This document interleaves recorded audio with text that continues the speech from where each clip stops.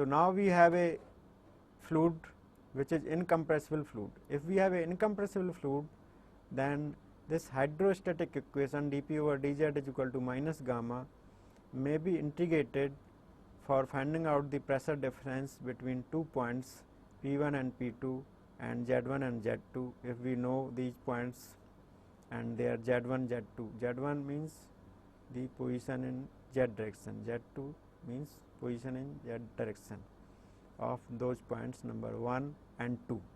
So, after integrating we will get P2 minus P1 is equal to minus gamma Z2 minus Z1, and this may be further written as P1 minus P2 is equal to gamma Z2 minus Z1. So, if Z2 minus Z1 is height, so P1 minus P2 may be written as gamma h, and this may be further written as P1 is equal to gamma h plus P2. If P2 is atmospheric pressure, then P1 will become gauge pressure if we measure the P1 with reference to P2. In that case, this equation becomes P1 minus P2 is known as a gauge pressure, P gauge. So, sometime we designated as gauge pressure, or if we do not write as gauge pressure, it is understood that it is a gauge pressure. So, with the help of this equation we can understand that for incompressible fluid, the height of the fluid column, this h is the height measured in a perpendicular direction. So, this column height also gives us the pressure, which is equal to P1 minus P2 divided by gamma. So, P1 minus P2 will be gamma into h. So, whenever we are mentioning the pressure in the terms of the column height, in that case we need to mention the weight density of the fluid also.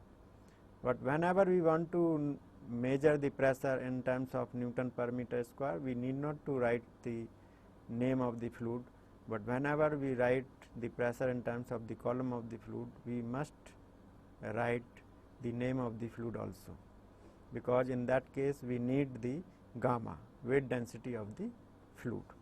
Now, we have this figure. In this figure we are seeing we have different shapes at this point, at this point, at this point, similarly for this point, similarly for this point, similarly for this point. In all these perpendicular columns we have different shape and size of the container.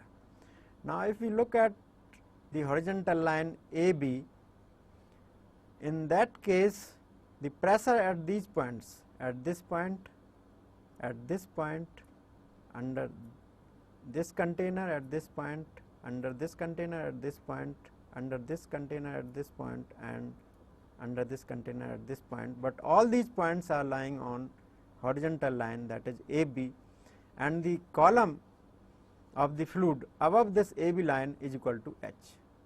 In this figure, if the height of the column is h from this horizontal line, in that case all these pressures being measured by this point, this point, this point, this point, this point and this point will give us the same pressure, which is equal to gamma into h plus P naught here. So, P naught is atmospheric pressure. At this point, top of these layers the pressure is equal to atmospheric. So, this figure is first demonstrated by Pascal's to demonstrate that pressure is independent of shape and size of the container. Pressure is function of the height of perpendicular column. So, this is also called Pascal's paradox.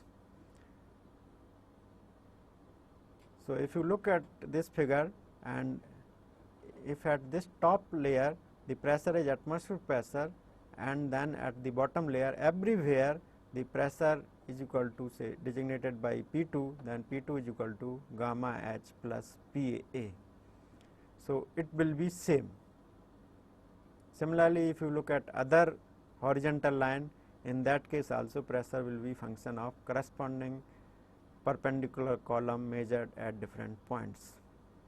So, it is independent of shape and size, because if you look at this equation, pressure, which is known as a pressure equation for incompressible fluid, P is equal to gamma h plus P naught. So, in this case we have not any area term or any volume term, we have only the fluid and we have only the h. And what is h? H is the perpendicular distance measured from that point to liquid free surface.